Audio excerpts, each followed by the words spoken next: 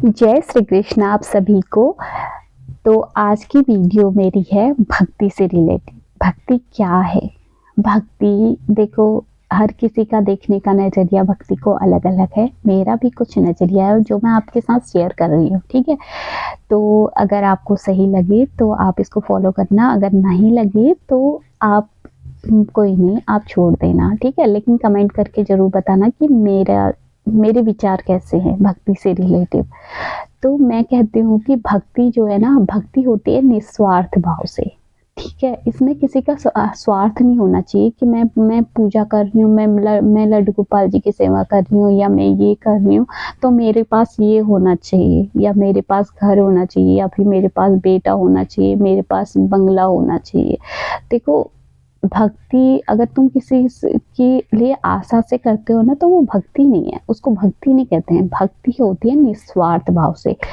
आपका इसमें कोई भी स्वार्थ नहीं होना चाहिए। भक्ति वही है जो भगवान से भक्ति करता है ना, भगवान की भक्ति करता है ना, वो कभी भी अपना स्वार्थ नहीं दिखाता, अगर वो सच्चा भक्त होगा तो इसलिए जिंदगी में भक्ति वही है। एक्सपेक्टेशन मत रखो, भगवान से आशा मत रखो कि मैं सेवा करूंगी तो मुझे ये मिलेगा। ऐसा नहीं होता है।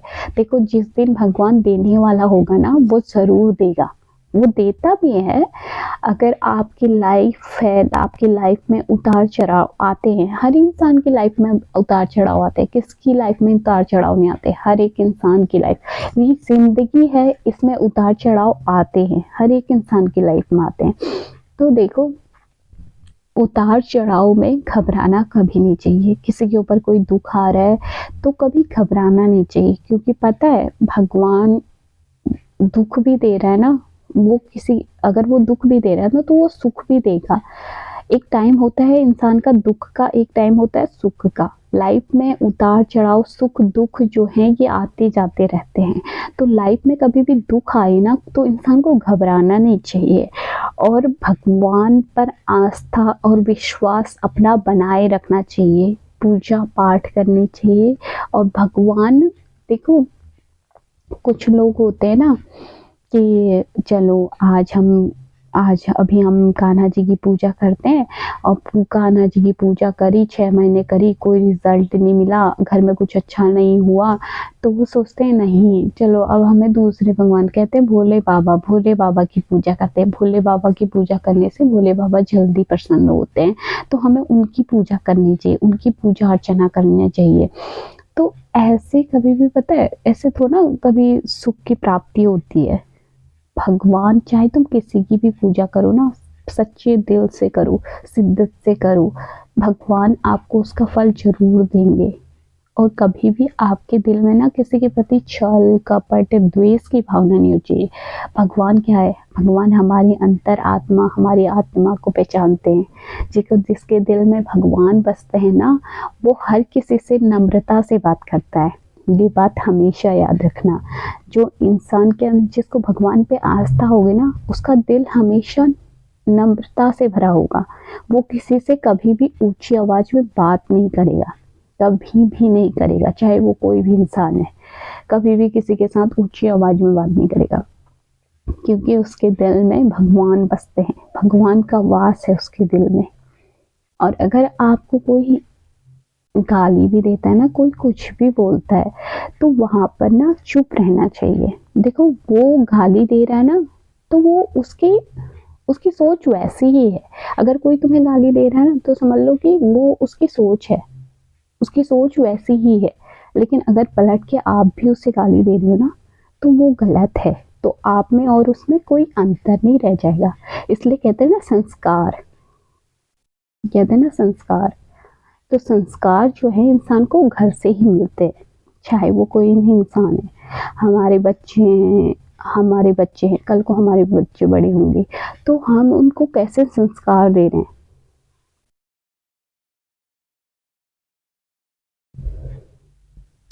तो हमारे बच्चे हैं जो, हम उनको कैसे संस्कार दे रहे हैं, ये मायने रखता है बहुत ज़्यादा। इसलिए कहते हैं ना, अपने बच्चों को संस्कार अच्छे देने चाहिए।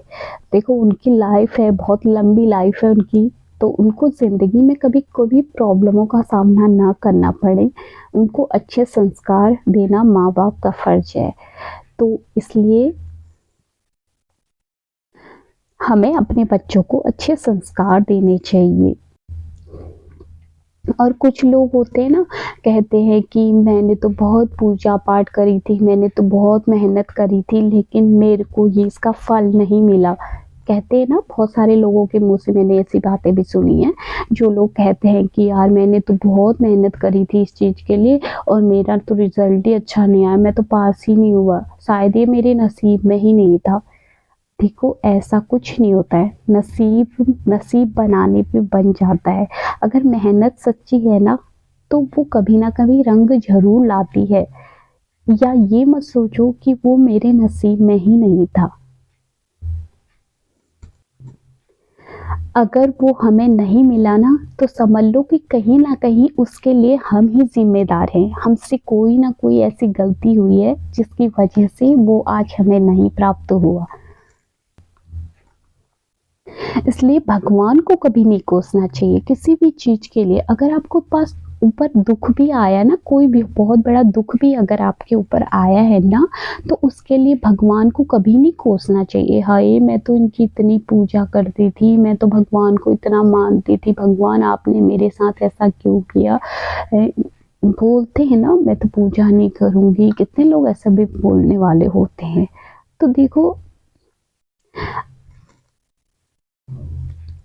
उस टाइम पर इंसान को यह सोचना चाहिए ना कि अगर आपके ऊपर दुख आया है ना, तो ये आपके पिछले कर्मों का फल है जो आपको मिला है। देखो, कर्मों का फल तो हर इंसान को भोगना पड़ता है, चाहे वो कोई भी इंसान है ना, इस धरती में जो जन्म लिया है वो हर कोई अपने कर्मों का फल उसको भोगना पड़ता है।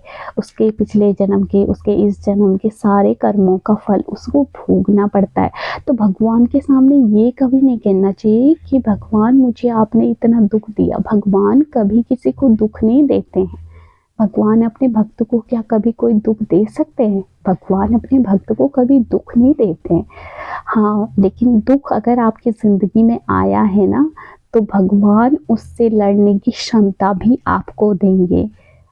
आपकी नाव बीच भंवर में डोल सकती है, लेकिन डूब नहीं सकती अगर आपको भगवान पर आस्था और विश्वास है। तो जिस इंसान को भगवान पे आस्था और विश्वास होता है ना, तो वो हर एक काम उनकी मर्जी से करता है और उनको अपना सारा दुख सरेंडर कर दो और अपनी लाइफ में आगे बढ़ो। जो आपकी अंतरात्मा कहती है ना कि हाँ, ये काम करना चाहिए, तो वो काम इंसान को करना चाहिए और अपनी लाइफ में आगे बढ़ना चाहिए और उसका सहारा लेके जीवन में हर एक ऊंचाई को प्राप्त करना चाहिए। भगवान पे आस्था रखोगे ना, तो आपकी लाइफ में हर चीज़ अच्छी होगी। तो ये कुछ मेरे विचार थे भगवान से रिलेटेड, जो मैंने आपके साथ शेयर करे। अगर आपको मेरी वीडियोस पसंद आई है तो मेरी वीडियोस को लाइक, शेयर, सब्सक्राइब जरूर कर देना। मैं मिलती हूँ आपको नेक्स्ट वीडियो में। तब तक के लिए जय श्री कृष्णा, राधे राधे।